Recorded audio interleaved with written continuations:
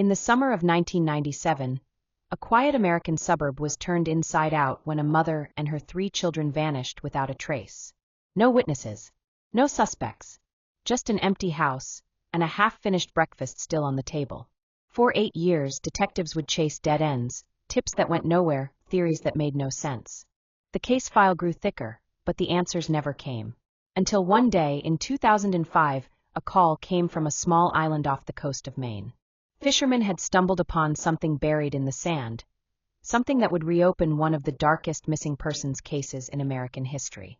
This is the story of the Miller family disappearance. A mother who fought to protect her children, a husband whose secrets went deeper than anyone imagined, and a discovery that would haunt every detective who worked the case. Before we proceed, if this is your first time on this channel, we love you to hit the subscribe button, turn on notification, like, share and comment your thoughts below. It was June 14, 1997, in the small town of Coldwater, Maine, population 6,000. A place where everybody knew everyone, and crime was something that usually happened somewhere else. Karen Miller, 34, was a single mother of 3. Evan, 11, Lucy, 8, and Noah, 5. She worked part-time at a local diner, kept to herself, and was known by neighbors as kind, quiet, and protective of her kids. That Saturday morning, Karen was seen walking her kids to the corner store just before 9 a.m. They bought cereal, milk, and a box of popsicles. A clerk remembered Karen laughing, saying it was finally warm enough for ice cream. It was the last confirmed sighting of any of them alive. By Sunday, her neighbor Joe and Tate noticed something odd. The family's minivan was still parked out front, and their dog, Buster, was barking inside the house nonstop. By Monday morning, Joanne called the police. When Officer Paul Danner arrived, the front door was unlocked. The TV was still on. A bowl of cereal sat on the table, soggy, uneaten. 3 small backpacks were lined up by the door. But no one was home. Karen's purse, wallet, and car keys were on the kitchen counter. The phone line had been cut. Within hours, the Coldwater Police Department declared it a missing persons case. Flyers went up, volunteers formed search teams, and local news ran the headline. Mother and 3 children vanish without a trace. But behind the scenes, detectives were already uneasy. There were no signs of forced entry, no struggle, and nothing stolen. It was as if the family had walked out voluntarily and never came back. By day 3, the search expanded into the nearby woods and lake. Dozens of volunteers combed through miles of terrain, but all they found was a child's shoe, a small pink sneaker, floating near the lake's edge. Karen's sister, Angela Monroe, flew in from Michigan and spoke tearfully to reporters. Karen would never leave her kids. Something happened to them. Please, if anyone saw anything, come forward. Then came the first disturbing clue.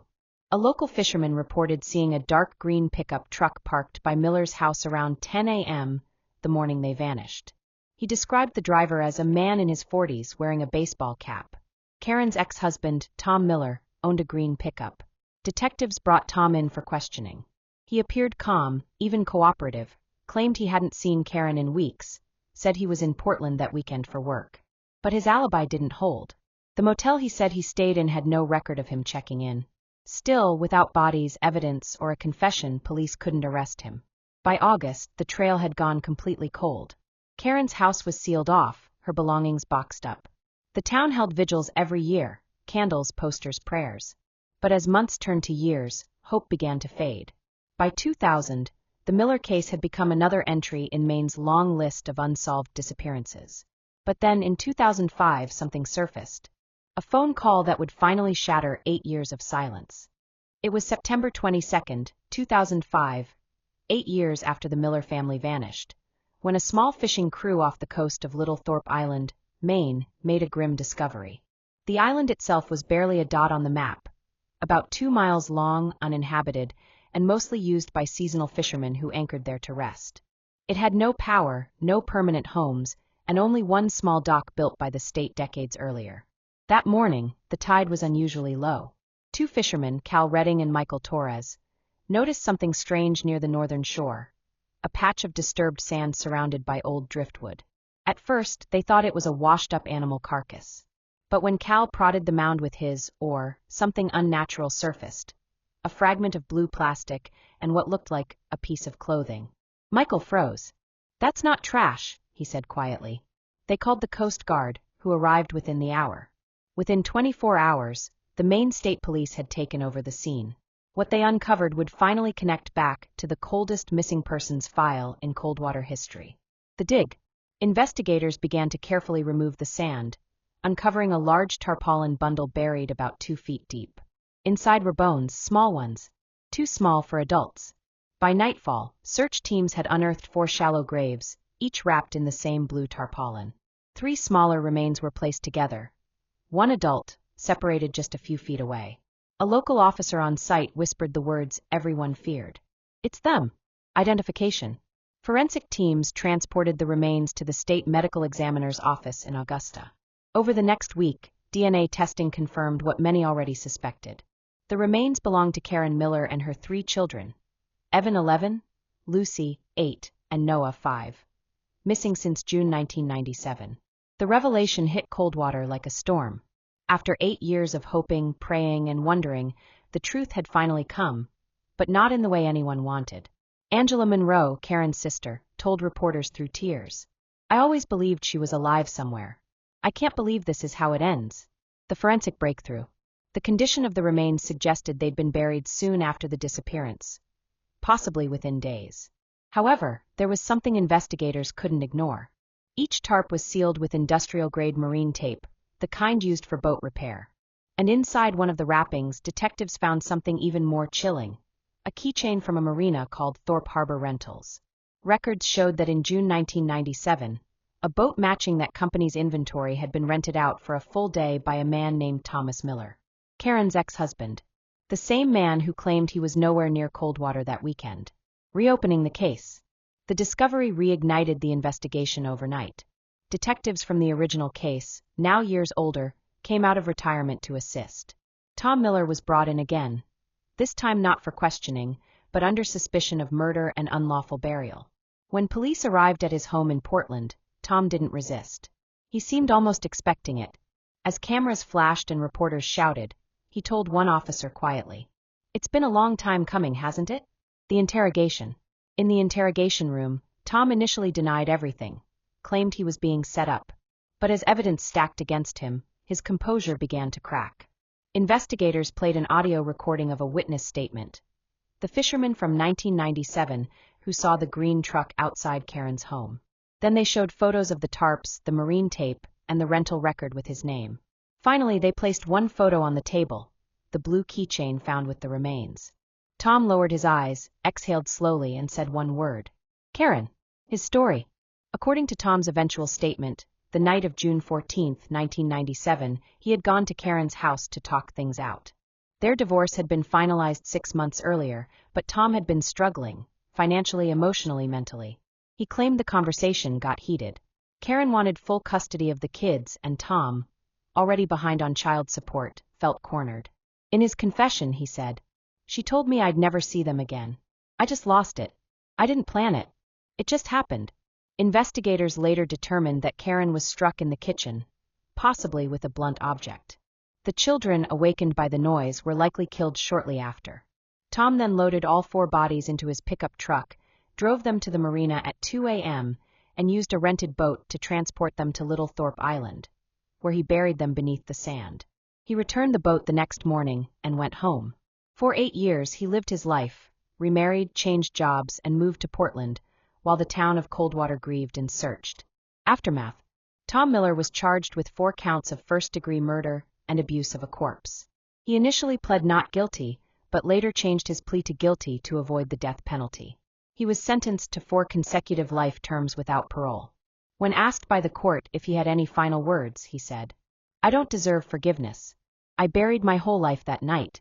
The discovery closed the case officially on November 3, 2005, but for many in Coldwater, closure was something they'd never truly feel.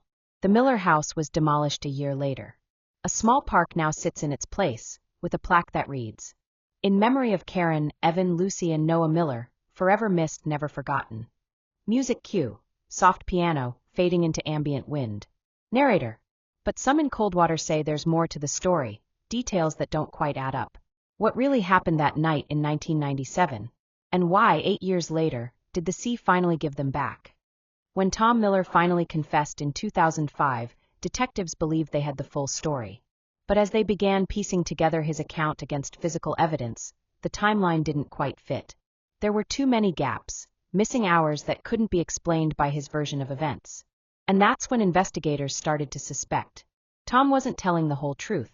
Reconstructing the night, Detective Sarah Coleman, one of the original Coldwater investigators, came out of retirement to assist in the review. She had spent years haunted by the Miller case, her first major unsolved disappearance.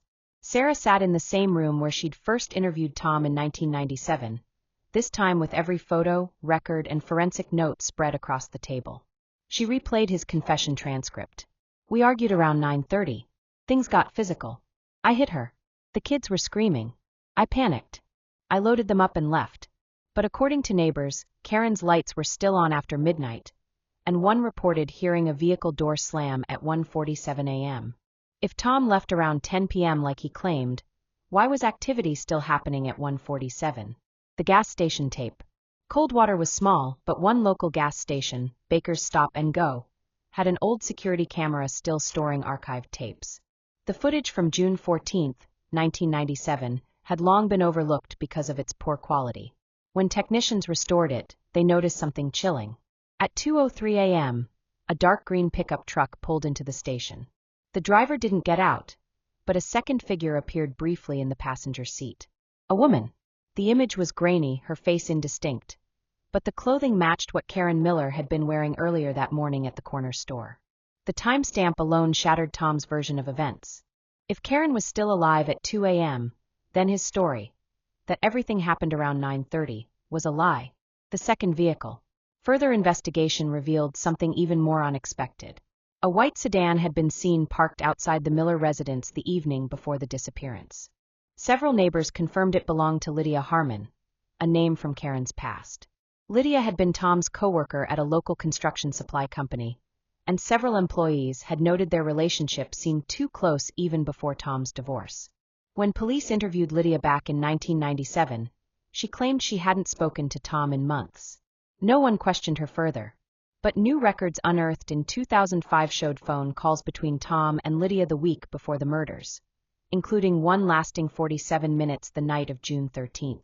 A hidden accomplice. Detectives now had a new theory. Tom may not have acted alone.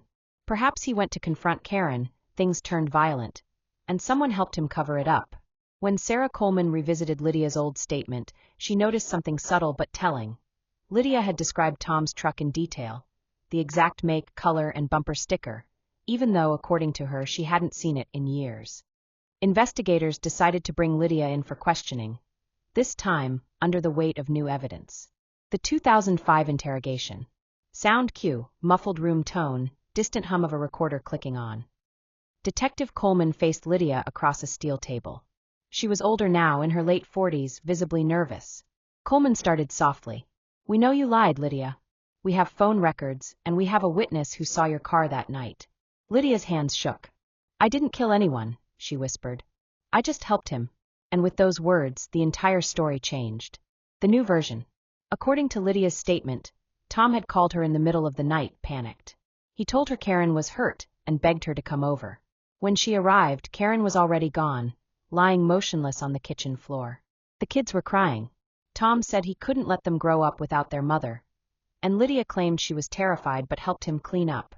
She followed him to the marina, where they loaded the bodies onto the rented boat and sailed under cover of fog to Little Thorpe Island. Lydia insisted she didn't touch the victims, only helped carry the tarps and kept watch. The evidence against Lydia. While her involvement shocked Coldwater, police struggled to prove how deep it went. There was no forensic evidence tying her directly to the murders, no fingerprints, no DNA, no trace of her on the island. But her confession of assisting in concealment was enough for charges.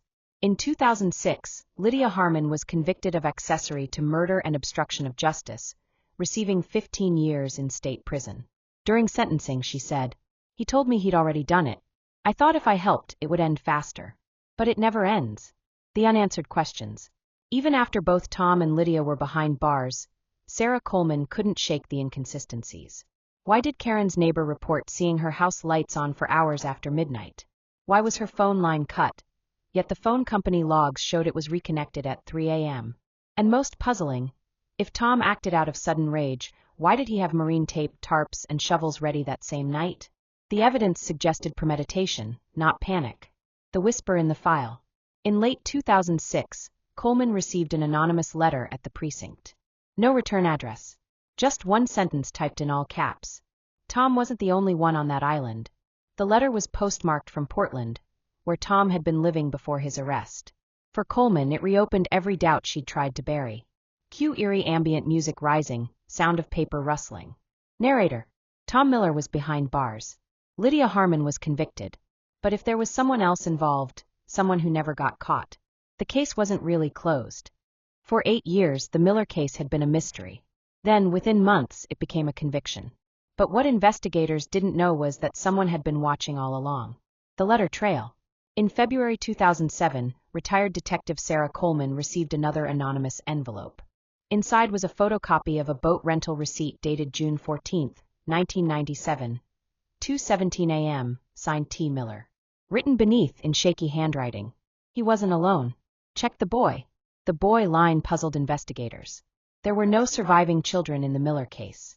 But when the lab examined the paper, they found a partial fingerprint, belonging to Cal Redding, the fisherman who had first discovered the graves on Little Thorpe Island. Tracking down Cal. Redding had moved inland after the 2005 discovery, living quietly in a trailer near Augusta. When Coleman and 2 state detectives arrived, they found a man aged well beyond his years. His hands trembled, his voice thin and distant. Coleman. Cal, we found your print on a letter connected to the case. Why'd you send it? Redding. Because I've been keeping a secret since that day. Because what we found out there, it wasn't the first time I'd seen it. Coleman leaned forward. What do you mean, Cal? Redding. I saw them once before. A week after they went missing. The doc memory. Cal explained that back in 1997, before the official search expanded to the coast, he'd gone night fishing near Thorpe Harbor.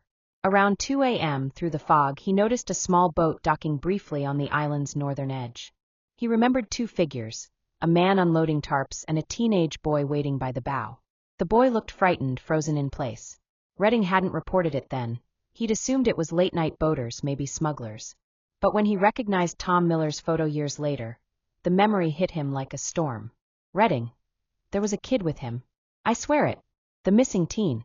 Detectives scoured 1997 records for any teenage boy linked to Tom Miller. They soon found one.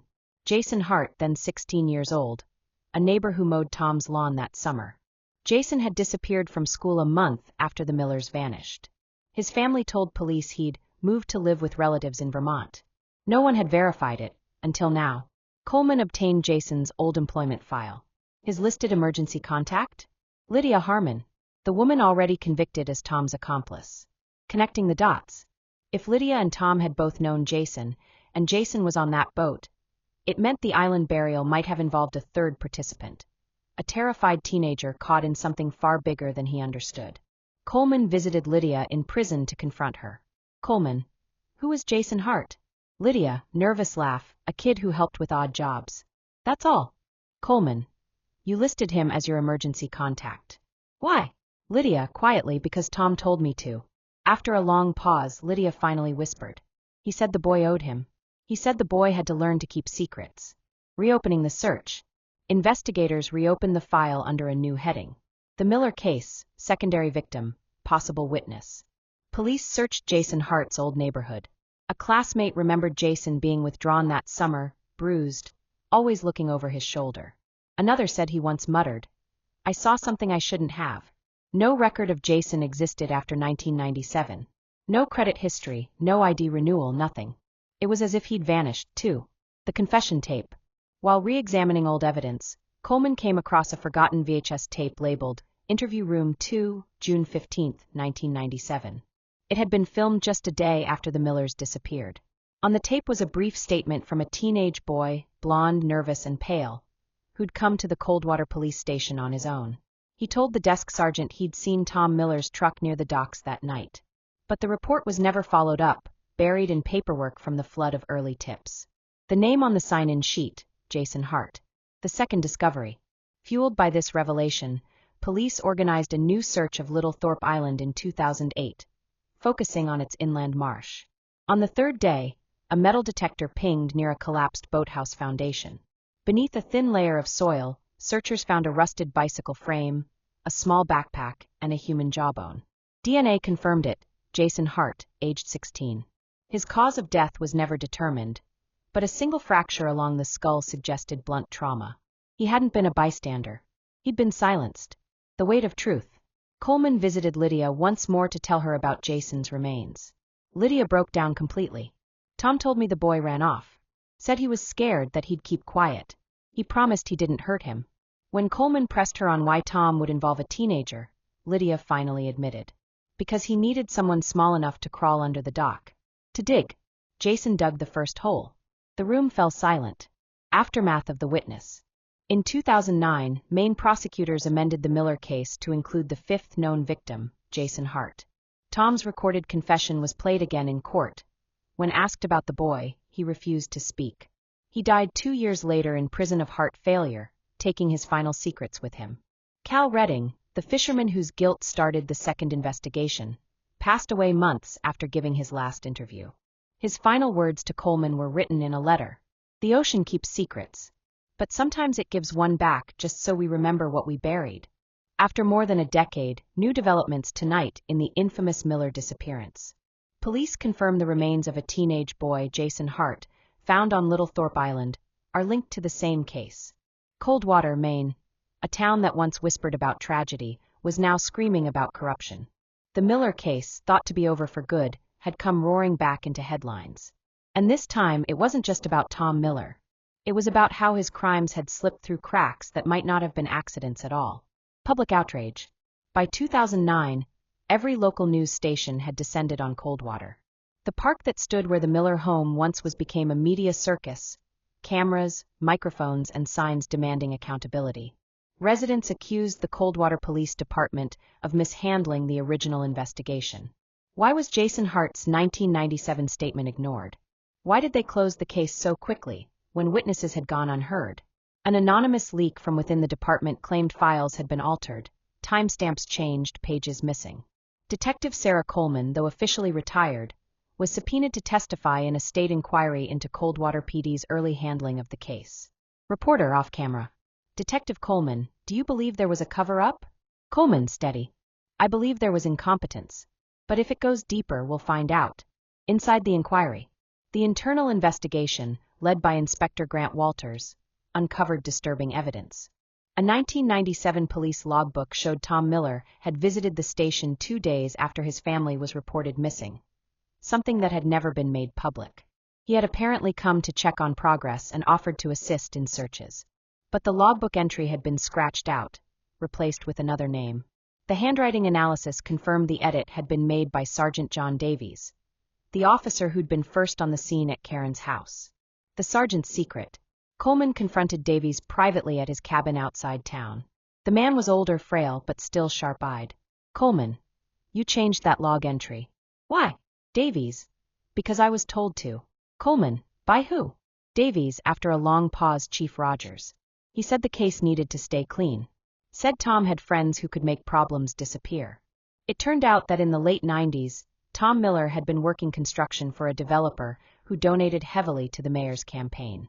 The town had economic interests to protect, new housing projects, new investors, and no one wanted a domestic murder to stain Coldwater's name.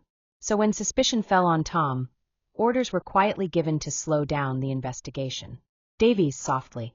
We thought we were protecting the town. We were just burying the truth. The storm breaks. As the inquiry deepened, Chief Eldon Rogers was forced to resign. 2 retired officers were indicted for evidence tampering. The state attorney general announced a full review of Coldwater's unsolved cases from the 90s. Meanwhile, Detective Coleman became the public face of integrity, the one officer who had refused to let the case die. But fame came with a cost. She began receiving anonymous calls at night, no voice, just breathing. Once, she found a dead bird left on her porch with a note that said, "Stop digging." The media frenzy. National news outlets picked up the story. True crime shows aired documentaries titled Buried in Coldwater and The Miller Island Murders. For the first time, small-town corruption had a face, and Coldwater became a symbol of what happens when truth is sacrificed for comfort. Coleman gave one televised interview that went viral nationwide. Interviewer: What keeps you pursuing this after so many years? Coleman. Because it was never about one crime. It was about how easy it is to let evil hide in plain sight, if it's convenient. The letter returns. In the middle of the media storm, another letter arrived at the state police headquarters. Same typewriter font. Same tone. It read, "You found the boy, but not what's under the dock."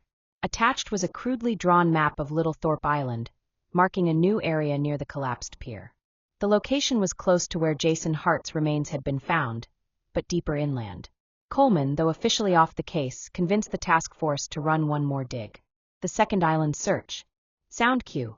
Chopper blades, heavy rain, and the crunch of boots on wet ground. The search began under gray skies in late autumn 2009. Rain came down in sheets as officers with shovels and cadaver dogs combed the shoreline. Hours passed with nothing. Then one dog alerted. Under the mud, investigators unearthed a metal lockbox, heavily rusted. Inside were photographs, dozens of them, showing the Miller children playing at home, at the park, at school. But one photo stood out. It showed Karen Miller, smiling, standing on the island dock, holding hands with Tom, and a third person partially visible behind them. A teenage boy. The photo's date stamp read June 7, 1997, 1 week before the family disappeared. Revelation. The discovery meant Tom had visited the island before the murders, possibly scouting it. The boy in the photo appeared to be Jason Hart. That single image confirmed the premeditation Coleman had long suspected. She stared at it for a long time before saying quietly, "He planned everything." After the storm, the photograph became front-page news. It proved that the Miller murders weren't a crime of passion, but a meticulously planned act. It also revealed the chilling truth. Jason Hart had been groomed, manipulated, and ultimately silenced to protect the cover-up. The case files, now spanning over a decade, were archived under a new label by the FBI. The Miller Island Murders, completed case. But to Coldwater, nothing was complete. The town carried its ghosts in every empty street and every rainstorm that rolled across the bay. When the headlines fade and the cameras leave, what's left behind isn't silence. It's an echo, a kind of sound that lingers long after the world moves on. For Coldwater, that echo was everywhere. The town aftermath. By 2010, the Miller case had become more than a crime story. It was a mirror. The park where the Millers were memorialized became both a place of mourning and controversy. Some residents wanted to rename it, to move on. Others said it should stay, a permanent reminder of what happens when people stop asking questions. Every June 14th, the town held a candlelight vigil. And every year, fewer people came. But those who did brought photos, flowers, and small toys, left quietly under the plaque bearing the family's names. One local journalist wrote, "Coldwater is a town that prays for rain, but never for redemption." Sarah Coleman's retirement. Detective Sarah Coleman retired officially in 2011.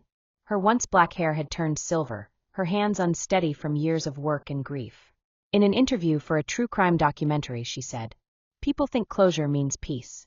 It doesn't. It just means you ran out of new questions." Coleman never stopped asking. She spent her final years volunteering at a missing persons unit, mentoring young detectives, and visiting the Miller Memorial every year on the anniversary. Sometimes she'd bring a paper boat, set it on the pond, and watch it drift away.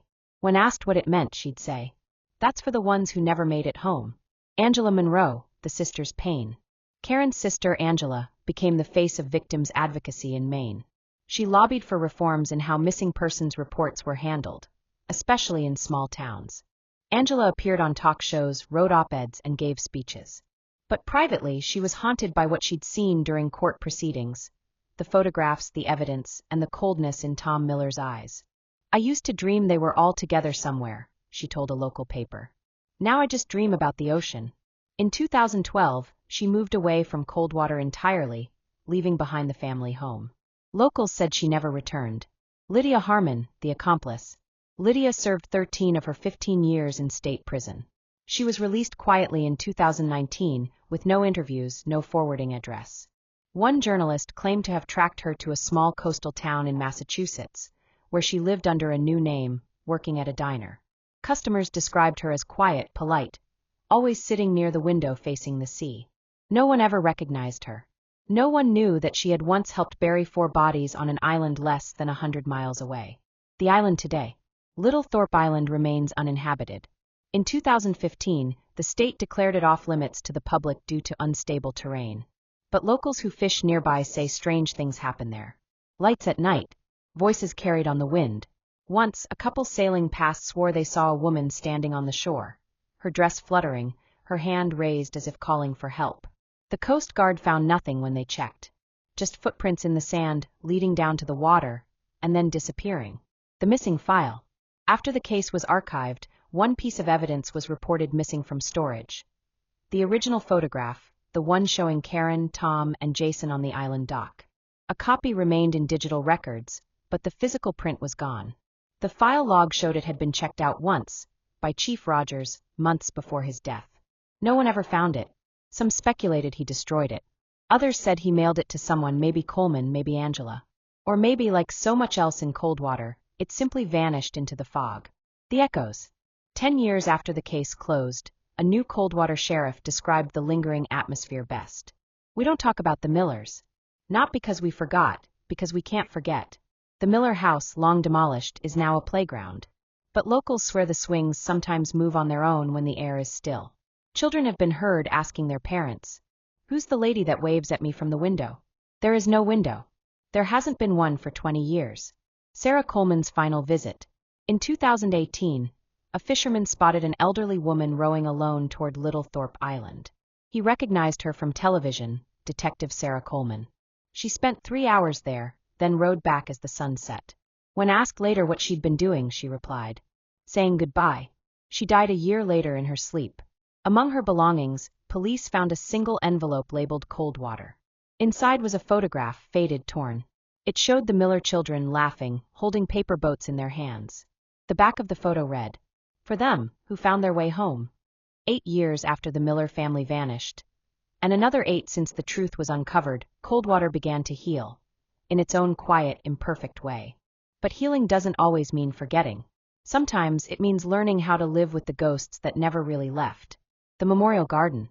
In 2020, the town built a new memorial, not at the old house site, but overlooking the water. They called it the Miller Garden. A circular stone path led to a single oak tree planted in the center. Around it were 4 bronze nameplates. Karen Miller, Emily Miller, Daniel Miller, Sophie Miller. Locals said the tree was chosen because oak trees live long, even in harsh weather. Every spring, the children from Coldwater Elementary visit the site to plant flowers. None of them were alive when the Millers disappeared. But they've heard the story. And in that way, the family remains, woven into the town's memory. Angela's return. In 2021, after nearly a decade away, Angela Monroe returned to Coldwater for the first time. She came quietly, unannounced, carrying a small bouquet of lilies. She visited the garden just before dawn, when no one else was there. A local groundskeeper, arriving early, saw her standing by the tree, motionless, her eyes closed. "I just wanted to say I'm sorry," she whispered, "for not believing she was gone, and for giving up." She left the flowers, touched the plaque that bore her sister's name, and walked away without looking back. Later that day, the groundskeeper noticed something strange. The lilies hadn't wilted, even in the midday sun. They stayed fresh for 3 full days. The journalist's discovery. In 2023, investigative journalist Maria Delano began researching a documentary on the Miller case, titled The Coldwater Silence. During her research, she uncovered an old audio recording from 1997, a voicemail left on the Coldwater Police Department's machine the night Karen went missing. The message was faint but clear. "This is Karen Miller. If anything happens to me, please look at Tom. Please." The timestamp proved it had been received hours before Tom filed his missing persons report. The recording had never been logged, never investigated. It was the final proof that Karen had tried to warn them. Maria's documentary aired nationwide in 2024. It reopened public discussion about the case, not to re-examine guilt, but to honor Karen's courage. The island reclaimed. After the broadcast, local volunteers, including Angela, petitioned the state to reopen Little Thorpe Island as a protected memorial site. The government agreed under one condition: no permanent structures, no tourism. Only nature. Only memory. Today, the island is quiet again. Grass covers the scars where shallow graves once were. Birds nest in the trees. The sea hums softly against the shore. A small plaque sits hidden near the dock, engraved simply with, "They are home now." Sarah Coleman's legacy. In 2025, Coldwater named a new detective training scholarship in honor of Detective Sarah Coleman, the woman who refused to let the truth drown. The first recipient, a young officer named Elena Ruiz, visited Coleman's grave before graduation. "I'll keep asking questions," she said aloud. "The way you taught us." She left behind a folded piece of paper, a copy of Coleman's quote from years before. "Closure isn't peace. It's just knowing which ghosts you can live with." The haunting end. Some nights, locals say they still hear children's laughter near the Miller Garden. It's faint, carried by the wind, blending with the rustle of the oak leaves. And on quiet mornings, when the fog rolls in from the bay, you can see paper boats floating in the water, tiny, drifting shapes made of folded white paper. No one ever sees who leaves them. But every year more appear. Sometimes the truth doesn't stay buried. It just waits for someone to dig deep enough to find it. Tonight, we saw how a quiet coastal town hid a darkness no one wanted to believe. A mother, 3 children, and a mystery that refused to fade with time. If this story made you stop and think, remember, not every disappearance ends in silence, and not every secret stays hidden forever. This is Unmasked Crime, where real stories are stranger than fiction. Don't forget to turn on notification, subscribe, like and share your thoughts below, and join us next time as we uncover another story you won't believe is true.